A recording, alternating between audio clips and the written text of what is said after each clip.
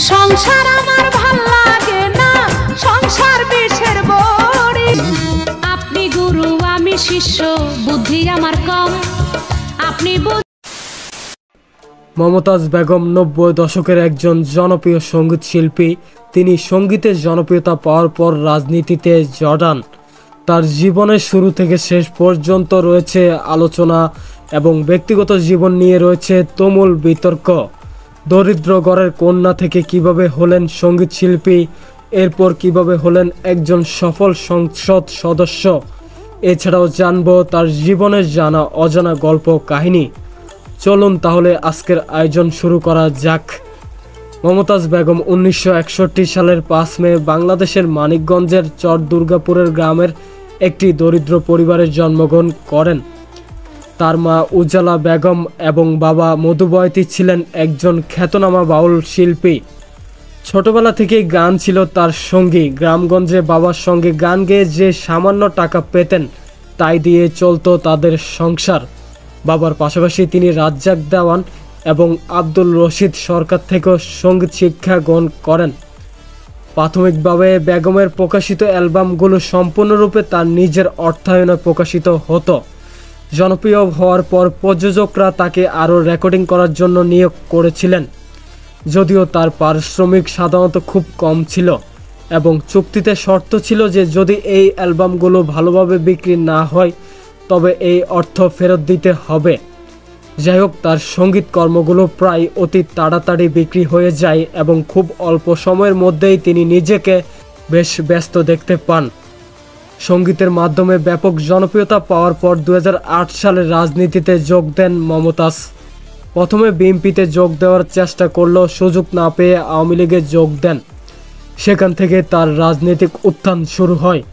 তিনি প্রথমে নির্বাচিত হন সংরক্ষিত নারী আসনে, এরপর টানা দুবার সাধারণ আসনে জয়ী হয়ে জাতীয় সংসদের সদস্য হিসেবে দায়িত্ব পালন করেন। সংসদে গান গেয়ে দলনেত্রী শেখ হাসিনাকেও খুশি করার ঘটনা বহুবার দেখা গিয়েছে। রাজনৈতিক জীবনের সঙ্গে সঙ্গে বেড়ে যায় তার সম্পদের পরিমাণ। স্থানীয় সূত্রে জানা যায় মানিকগঞ্জের প্রায় ৫০% জমির উপরে তিনি গড়ে তোলেন ডুপ্লেক্স বাড়ি, রেস্টুরেন্ট, কোল্ড স্টোরেজ ও একটি স্থায়ী মেলার মঞ্চ। এছাড়াও ঢাকার একাধিক বাড়ি এবং ২টি হাসপাতালের মালিক তিনি। কথিত রয়েছে দেশের বাইরেও তার অপ্রকাশিত সম্পদ রয়েছে। এইসব বিষয় বর্তমানে তদন্তাধীন। মানিকগঞ্জের সিংগায় তার প্রভাব ছিল ব্যাপক। অভিযোগ রয়েছে তিনি হরিরামপুর সহ বিভিন্ন বালুমহল নিয়ন্ত্রণ করতেন, নিজের ক্যাডার বাহিনীর মাধ্যমে স্থানীয় রাজনীতিতে প্রভাব খাটাতেন এবং ভিন্নমত দমন করতেন। কেউ প্রতিবাদ করলেই হুমকি, হামলা, এমনকি ঘুমের মতো ঘটনাও ঘটেছে বলে স্থানীয়দের অভিযোগ রয়েছে। মমতাজ বেগমের ব্যক্তিগত জীবনে রয়েছে নানা আলোচনা। তিনি প্রথমে বিয়ে করেন বাউল সম্রাট রশিদ সরকারকে, এরপর মানিকগঞ্জ পৌর মেয়র রমজান আলীর সঙ্গে দ্বিতীয় বিয়ে বন্ধনে আবদ্ধ হন। সেই সংসারে থাকাকালীন হাসপাতালের এক চিকিৎসকের সঙ্গে সম্পর্কে জড়িয়ে পড়েন এবং পরে তাকেই তৃতীয় বিয়ে করেন।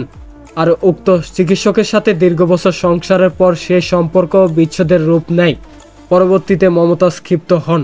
এরপর মমতাজের নির্দেশেই ক্যাডার বাহিনীগণ চিকিৎসকের গাড়ি ভরে হামলা চালায়।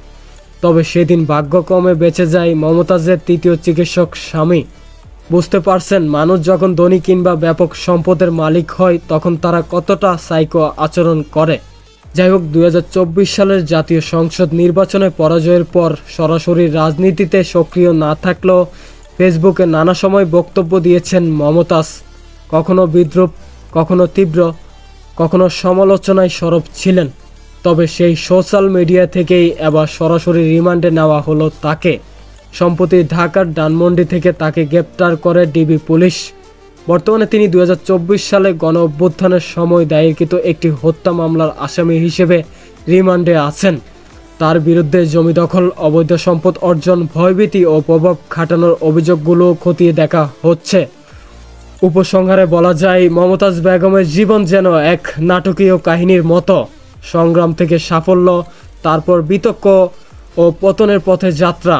বর্তমানে আইনি প্রক্রিয়া চলমান, আর সেই সঙ্গে চলতে থাকে আলোচনার ঝড়।